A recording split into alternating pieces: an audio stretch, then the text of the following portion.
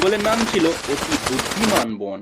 এখানে কেউ বোকা ছিল না, সমস্যাটা সেখানেই। সিংহ রাজা, কিন্তু ফুল টাইম নেতা নয়। তার নাম মহাবীর প্রতাপ কেশরী। সে গর্জন করতো ঠিকই, কিন্তু শুধু সকাল 10টা থেকে বিকাল 4টার মধ্যে, কারণ ওয়ার্ক লাইফ ব্যালেন্সটা খুব জরুরি। রাজত্বের বাকি কাজ সে ছেড়ে দিত কমিটিতে।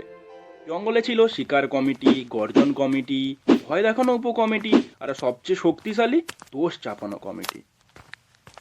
রাজার প্রধান উপদেষ্টা ছিল এক শেয়াল, নাম চতুরানন্দ। সে কোনো প্রশ্নে সরাসরি উত্তর দিত না। তাকে জিজ্ঞেস করলে আজ বৃষ্টি হবে, সে বলতো বৃষ্টি হওয়ার সম্ভাবনাকে অস্বীকার করা যায় না, যদি আকাশ চায় বৃষ্টি হতে পারে। সবাই মাথা নাড়তো, আহা কি গভীর কথা। আসলে কেউ বুঝতো না। হাতি সব বোঝে কিন্তু কিচ্ছু বলে না।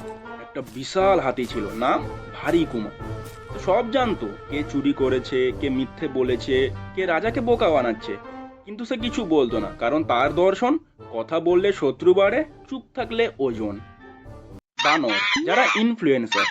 জঙ্গলের আসল খবর বানররাই চালাতো। তারা ডাল থেকে ডালে লাফিয়ে বলতো, শুনেছো রাজা নাকি পদত্যাগ করবে। আধ ঘন্টা পর, না না উল্টো, রানী আসছে। সন্ধ্যায়, ও সবই গুজব, লাইক আর ফলো দাও। সমস্যার শুরু। একদিন জঙ্গলে খাবার কমে গেল। ঘাস বলল আমাকে কেউ খাচ্ছে না। হরিণ বলল আমরা ডায়েটে আছি। বাঘ বলল আমি ভেগান ট্রাই করছি। কিন্তু সবারই খিদে পাচ্ছিল। রাজা মিটিং ডাকলো। সিংহ বলল সমস্যা কি? শিয়াল বলল আর সমস্যা আসলে একটা ধারণা। বানর বলল সমস্যা ট্রেন্ডিং এ চলছে না। হাতি কিছু বলল না। শেষে এক কচ্ছপ বলল খাবার নেই। সবাই তাকালো, এত সোজা কথা বলার সাহস পেল কোথায়?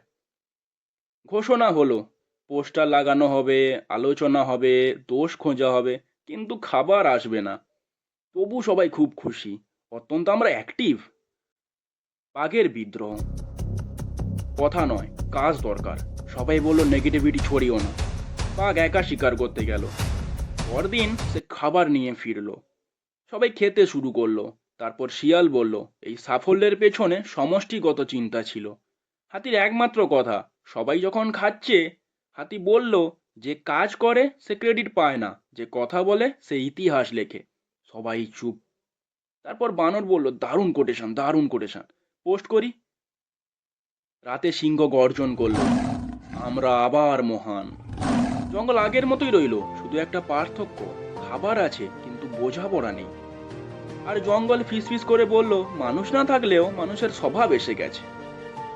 এই জঙ্গল আজও আছে, মানচিত্রে নয়, আমাদের চারপাশে।